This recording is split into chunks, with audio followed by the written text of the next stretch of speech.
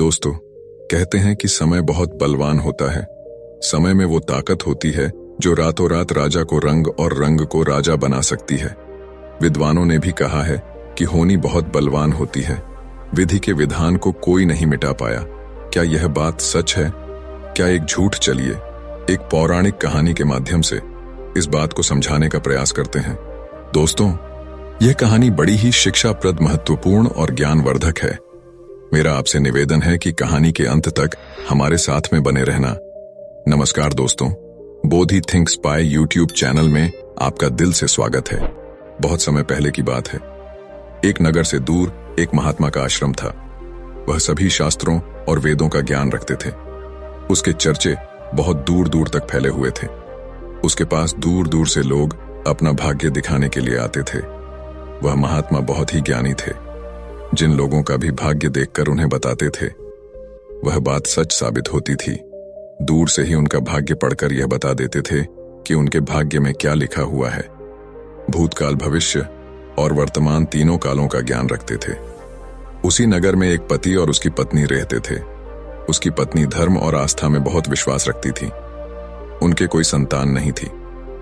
गांव के लोगों से सुना था कि गांव में एक महात्मा है जो किसी का भी भाग्य बता देते हैं कि उसके भाग्य में क्या लिखा है। उन्होंने सोचा कि क्यों ना हम भी एक बार उस महात्मा के दर्शन कर, और अगली सुबह वह पंडित और उसकी पत्नी उस महात्मा से मिलने के लिए निकल जाते हैं। वे दोनों उस महात्मा के आश्रम आकर रोने लग जाते हैं। महात्मा दोनों को चुप कराते हुए पूछते हैं, बेटा रो मत, तुम्हें क्या दुख है मुझे बताओ, मैं कोई ना कोई समाधान जरूर निकाल लूंगा। तब पंडित कहता है, गुरुदेव, हमारे कोई संतान नहीं है। यह दुख हम दोनों को हर दिन अंदर सिखाता रहता है।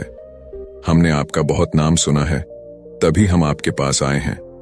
आप हमारा भाग्य देखकर बताओ कि हमारे जीवन में पुत्र सुख है या नहीं। फिर महात्मा कहते हैं, तुम चिंता मत करो। तभी महात्मा पंडित की पत्नी को आश्रम के मंदिर से 2 सेब लाकर देता है और कहता है, इनको आप दोनों पति पत्नी खा लेना, तुम्हें अवश्य ही संतान प्राप्ति होगी। उसके बाद वह दोनों महात्मा को प्रणाम करके वहां से अपने घर चले आते हैं। कुछ महीनों के बाद वैसा ही होता है। 1 साल के बाद उनके घर पुत्र का जन्म होता है। पंडित और उसकी पत्नी बहुत खुश थे। पंडित अपनी पत्नी से कहता है कि क्यों ना हम महात्मा को अपने घर बुलाकर उनकी सेवा करें। फिर पंडित उस महात्मा को अपने घर बुलाते हैं और उनकी सेवा करता है, और पंडित अपने बेटे का नामकरण करवाता है और उसके बेटे का नाम अर्जुन रखते हैं। तभी पंडित कहता है, गुरुदेव, आप हमारे बच्चे का भविष्य देखकर बताओ कि हमारा पुत्र जीवन में क्या करेगा। तभी वह महात्मा कहता है, अभी इसको बड़ा होने दो। जब इसकी आयु 8 वर्ष की हो जाए तब इसको मेरे पास लेकर आना, मैं इसका भाग्य अवश्य बता दूंगा। यह बोलकर महात्मा वहां से चले आते हैं। धीरे धीरे समय गुजरता गया। पंडित का बेटा अब 8 वर्ष का हो गया था। एक दिन पंडित अपने बेटे को लेकर उस गुरु के आश्रम जाते हैं तो वह देखते हैं कि वहां लोगों की भीड़ लगी हुई थी। तब पंडित का लड़का पंडित से पूछता है, पिताजी, यह सब क्या हो रहा है? तब पंडित अपने बच्चे को बताता है कि यह महात्मा त्रिकालदर्शी है, इनको भविष्य का पता चल जाता है। ये सब लोग अपने अपने भविष्य का पता करने यहाँ आए हुए हैं। तब वह पंडित का लड़का उन गुरुदेव के पास जाता है और कहता है, गुरुदेव, आप मेरा भी भविष्य देखो ना। उस छोटे बालक की बात सुनकर गुरुदेव पहले तो मना कर देते हैं, लेकिन बाद में बच्चे की जिद पर मान जाते हैं और उससे कहते हैं, बेटा, मैं तुम्हारा भाग्य देखता हूं, तुम मेरे सामने आकर बैठ जाओ। फिर महात्मा उस पंडित पुत्र का भाग्य देखने लगता है। उस महात्मा ने अपने ग्रंथ को खोला और फिर पंडित पुत्र के ललाट को देखा। जब उसने गणना की तो महात्मा ने देखा कि पंडित के पुत्र का विवाह तो एक नीच कुल की कन्या के साथ होना लिखा है। जब उसने यह देखा तो वह सोचने लगा कि अब क्या होगा। यह जाति से उच्च कुल का ब्राह्मण है और इसके पुत्र का विवाह नीच कुल की लड़की से होगा। यदि ऐसा हो गया तो यह कहीं का नहीं रहेगा और किसी को अपना मुंह दिखाने लायक भी नहीं रहेगा। महात्मा यह सब बात उस पंडित को बता देता है। पंडित यह सुनकर कहता है, गुरुदेव, नहीं नहीं, मैं ऐसा नहीं होने दूंगा। जब मैंने भाग्य जान लिया तो मैं भाग्य को बदल दूंगा। जब उस महात्मा ने कुछ और गहराई से उस ग्रंथ को देखा और उसकी गणना की तो उसे पता चला कि उसी गंगा के किनारे कई कोसों दूर एक मछुआरे का परिवार रहता है और उसके परिवार में अब तक 5 पुत्रियों का जन्म हो चुका है। और जो मछुआरे की 5वें नंबर की कन्या है, जिसकी उम्र मात्र 3 साल की है और जिसका नाम उस मछुआरे ने शकुंतला रखा है, पंडित पुत्र का विवाह उस लड़की से होगा, ऐसा उसके पुत्र के भाग्य में लिखा है। यह सब महात्मा पंडित को बताता है तो पंडित ने सोचा, मैं अपने पुत्र के भाग्य को जरूर बदलूंगा, मैं इसमें समर्थ भी हूं। जब मैंने अपने पुत्र के भाग्य को जान ही लिया है तो मैं इसके भाग्य को बदल भी सकता हूं। पंडित कहता है, गुरुदेव, मैं भी आज देखता हूं कि भाग्य बड़ा है या मैं बड़ा हूं। तब वह पंडित ब्रह्मा जी के लिखे हुए विधान को बदलने के लिए चल देता है और चलते चलते वह पंडित उस मछुआरे के घर पहुंच जाता है। जब उस मछुआरे ने देखा कि उज्जैन के एक महान पंडित उसके द्वार पर खड़े हैं, तो उस मछुआरे ने उस पंडित का बड़ा ही आदर सत्कार किया और कहने लगा, मुझ गरीब की कुटिया में आप पधारे हैं, यह तो मेरे लिए सौभाग्य की बात है। पंडित कहने लगा, हे मछुआरे, मैं किसी उद्देश्य से तुम्हारे पास आया हूं। मैं तुमसे यह जानना चाहता हूं कि तुम्हारे घर में किसी 3 साल की कन्या ने जन्म लिया है। तो मछुआरा कहने लगा, हाँ, हमारे घर में एक पुत्री ने जन्म लिया है, जिसकी आयु अभी 3 वर्ष होगी। पंडित ने कहा, क्या उसका नाम शकुंतला है? तो मछुआरे ने कहा, जी पंडित जी, उसका नाम शकुंतला है। पंडित ने कहा, हे मछुआरे, मेरा गुरु त्रिकालदर्शी है, उन्होंने मुझे कुछ मंत्र दिए हैं। मैं तो इस रास्ते से जा रहा था तो मैंने देखा तुम पर तो बड़ा गौर संकट आने वाला है। जब तक तुम्हारी सबसे छोटी पुत्री तुम्हारे घर में रहेगी तब तक तुम्हें पुत्र की प्राप्ति नहीं होगी। यदि तुम अपने घर के आंगन में पुत्र खेलता हुआ देखना चाहते हो तो तुम्हें अपनी छोटी पुत्री को अपने घर से दूर भगाना होगा। पंडित के ऐसे वचनों को सुनकर मछुआरा बोला, पंडित जी, अभी वह तो नवजात बालिका है, उसकी आयु तो भी मात्र 3 वर्ष की है, मैं उसे ऐसी हालत में कहां छोड़ सकता हूं? पंडित ने कहा, हे मछुआरे, जब मैं तुम्हें यह बता सकता हूं तो मैं तुम्हारी सहायता भी कर सकता हूं। हे पंडित, उसे कहते हैं कि मेरी कोई पुत्री नहीं है। तुम एक काम करो, तुम अपनी इस कन्या को मुझे दे दो, मैं इसका पालन पोषण करूंगा और जब यह बड़ी हो जाएगी तो मैं अच्छा सा वर ढूंढकर इसका विवाह भी कर दूंगा। फिर वह मछुआरा पुत्र की लालसा में अपनी नवजात पुत्री को उस पंडित को दे देता है। पंडित मन ही मन बहुत खुश होता है और उस छोटी सी कन्या को लेकर चल देता है। चलते चलते वह पंडित सोचता है कि इस कन्या को मैंने मार दिया तो मुझे बाल हत्या का पाप लग जाएगा। फिर उस कन्या से छुटकारा पाने के लिए वह पंडित एक लोहार के पास जाता है और उस लोहार से एक लकड़ी का एक छोटा सा बक्सा बनवा है और उस बक्से में वह उस नवजात कन्या को सुलाकर नदी के जल में प्रवाहित कर देता है। और पंडित सोचने लगता है कि यह बक्सा कुछ दूर ही जाएगा और अपने आप ही डूब जाएगा और यह लड़की भी मर जाएगी। इस तरह इससे मेरा पीछा छूट जाएगा और मुझे बाल हत्या का पाप भी नहीं लगेगा। और वह पंडित अपने घर चले जाता है। परंतु इस दुनिया का क्या कोई ऐसा व्यक्ति है जो किसी के भाग्य को बदल सके? क्योंकि उस लड़की के भाग्य में जीवन लिखा हुआ था, जिस कारण से वह बक्सा उस नदी के जल में नहीं डूबता है और नदी उसे बहाते हुए एक गांव के पास किनारे पर ले जाती है।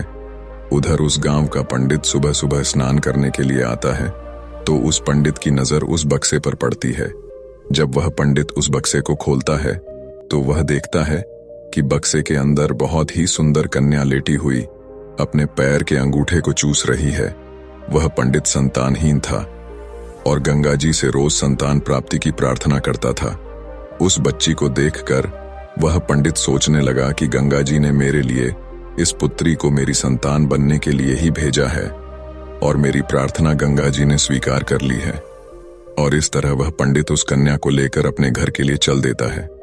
जब पंडित अपने घर पहुंचा और उस पुत्री को अपनी पत्नी को दिखाया तो उसकी पत्नी कहने लगी, आप यह किसकी पुत्री ले आए?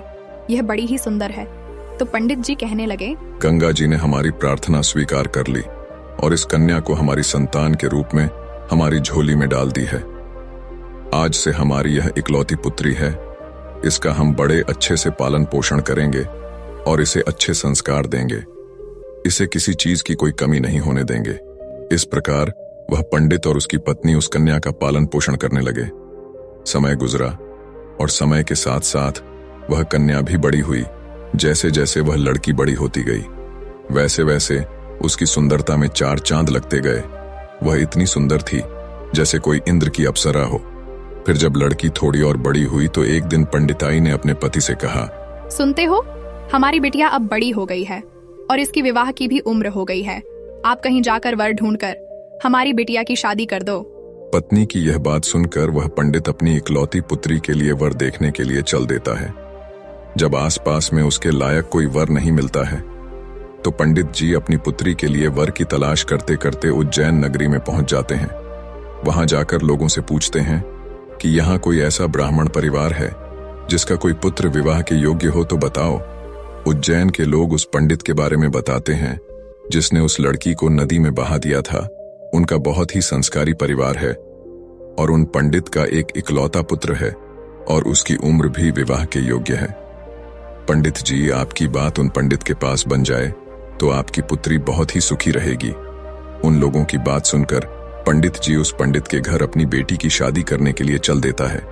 जब वह पंडित के घर पहुंचे और उस पंडित से मिले और जब पंडित जी ने अपनी पुत्री की सुंदरता के बारे में बताया और पंडित को अपने आने का मकसद बताया कि मेरी एक पुत्री है और उसका विवाह हम आपके पुत्र के साथ करना चाहते हैं, तो वह पंडित भी बड़ा खुश हुआ कि चलो, मेरे पुत्र के जो भाग्य में लिखा था अब वह बदल गया है और एक ब्राह्मण अपनी पुत्री की शादी के लिए मेरे पास आया है। वह पंडित उस ब्राह्मण की उस बिटिया से अपने पुत्र की शादी करने के लिए तैयार हो जाता है और फिर विवाह का समय निश्चित भी हो जाता है और वह ब्राह्मण खुशी खुशी अपने घर चला जाता है और अपनी पत्नी से सारी चर्चा करता है। फिर कुछ दिन बाद वह दिन भी आ जाता है जिस दिन पंडित की पुत्री और उस पंडित के पुत्र की शादी होनी होती है। फिर वह पंडित अपने पुत्र की बारात लेकर उस पंडित के गांव की तरफ चल देता है और सोचता जा रहा है कि मैंने अपने पुत्र का भाग्य बदल दिया। जो उस महात्मा ने कहा था मैं उसको भी बदल दूंगा। आज मैं अपने पुत्र का भाग्य बदल दूंगा।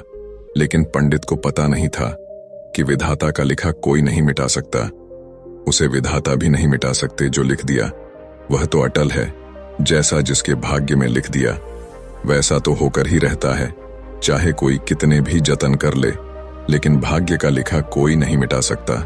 इस तरह सहयोग से आज वही मछुआरे की कन्या आज पंडित की पुत्री बनकर उस पंडित के बेटे के साथ विवाह करने के लिए तैयार हो रही है जिसे उस पंडित ने पानी में बहा दिया था। फिर उस लड़की का विवाह उस पंडित के बेटे के साथ हो जाता है और इस तरह वह कन्या पंडित के घर में आ जाती है। पंडित का पुत्र सुंदर सी पत्नी पाकर खुश था। पंडित की पुत्री सुंदर सा पति पाकर खुश थी और पंडित इस बात से खुश था कि मैंने अपने पुत्र का भाग्य बदल दिया है। फिर एक दिन किसी कार्य से उस पंडित के पुत्र को उज्जैन से कुछ दिनों के लिए बाहर जाना पड़ता है। एक दिन वह पंडित अपने बेटे की बहू को लेके उस महात्मा के आश्रम जाते हैं। उधर पहुंचकर गुरुदेव को प्रणाम करते हैं और बताते हैं कि गुरुदेव, मैंने विधि के विधान को भी बदल दिया। यह सुनकर गुरुदेव हंसने लगते हैं। पंडित गुरुदेव को हंसता देख पूछते हैं, गुरुदेव आप हंस क्यों रहे हो? तब गुरुदेव पंडित को बताते हैं, ये वही लड़की है जिसको तुमने नदी में बहा दिया था। यह सुनकर पंडित का पसीना छूटने लगा। उसने सोचा, यह तो वही मछुआरे की लड़की है जिसे मैंने मरने के लिए नदी में प्रवाहित कर दिया था। फिर ये मेरे घर में मेरी पुत्र वधू बनकर कैसे आ गई? उसने शकुंतला से कहा, पुत्री, तुम अपने पिताजी की इकलौती पुत्री हो ना? तो वह कन्या बोली, जी पिताजी, मेरे असली माता पिता तो बड़े दुष्ट थे। उन्होंने मुझे 3 वर्ष की अवस्था में ही गंगा में प्रवाहित कर दिया था और जो मेरे नए माता पिता हैं, इन्होंने मुझे नया जीवन दान दिया। जिस दिन से मुझे नया जीवन दान मिला है तब से यही मेरे माता पिता हैं। जब पंडित ने यह साबित कर लिया कि यह वही मछुआरे की लड़की है तो पंडित ने इस शकुंतला से निजात पाने के लिए एक युक्ति निकाली और अपने बेटे की बहू से बोला, बेटी, तुम पहली संतान पुत्र पाना चाहती हो तो मेरे साथ तुम्हें समुद्र पर चलना होगा। जब दोनों ससुर और पुत्र वधू समुद्र पर पहुंचे तो पंडित ने अपने हाथ से एक अंगूठी निकाली और उस अंगूठी को दिखाते हुए समुद्र में फेंक दिया और उससे कहा, बेटी, जिस दिन तुम्हें यह अंगूठी मिल जाए उसी दिन तुम अपने घर आ सकती हो। यह अंगूठी नहीं मिली और तुम अपने पिता के घर पहुंच गई या मेरे घर आ गई तो तुम अपने पति को खो दोगी। इसलिए तब तक तुम्हें कहीं नहीं जाना है जब तक यह अंगूठी तुम्हें ना मिल जाए। यदि तुम मेरे वचनों को मानोगी तो तुम्हें अवश्य ही पुत्र की प्राप्ति होगी और तुम्हारा भाग्य भी जाग उठेगा। ऐसा कहकर वह पंडित उसको समुद्र के किनारे पर छोड़कर वापस अपने घर को लौट गया। शकुंतला ने काफी प्रयास किया लेकिन अंगूठी नहीं मिली। जब अंगूठी नहीं मिली तो वह बेचारी एक रास्ते की तरफ चल दी, क्योंकि ना तो वह अपने पिता के घर जा सकती थी और ना ही अपने पति के घर जा सकती थी। फिर चलते चलते जब वह आगे बढ़ी तो सामने से एक राजपूताना परिवार आता हुआ दिखाई दिया जो अपने गांव की तरफ जा रहा था। जब उस राजपूत परिवार ने उस लड़की को देखा तो कहने लगे, बेटी, इस जंगल में तुम अकेली कैसे घूम रही हो? यहाँ तो बहुत ही जानवर रहते हैं। तो वह कन्या बोली, क्या बताऊं, मैं विपत्ति की मारी हूँ और मेरा इस दुनिया में कोई नहीं है। तो वह राजपूत परिवार बोला, बेटी, अगर तुम चाहो तो हमारे साथ चल सकती हो। जब शकुंतला ने यह सुना तो वह सहज गई, उनके साथ चलने के लिए तैयार हो गई। इस तरह शकुंतला को उस राजपूत परिवार ने अपने घर खाना बनाने के लिए रख लिया। जो राजपूत परिवार का मुखिया था वह उस पंडित का बहुत ही घनिष्ठ मित्र था। कुछ समय बाद उधर जब पंडित का लड़का अपने घर आया और उसने अपने पिताजी से शकुंतला के बारे में पूछा तो पंडित ने झूठ बता दिया कि गंगा स्नान करते समय तुम्हारी पत्नी शकुंतला डूबकर मर गई। जब पंडित के लड़के ने यह सुना तो उसे काफी दुख हुआ। उधर राजपूत परिवार जिस गांव में निवास करता था उस गांव का एक पंडित अपने लड़की का रिश्ता लेकर उसी पंडित के घर पहुंच गया।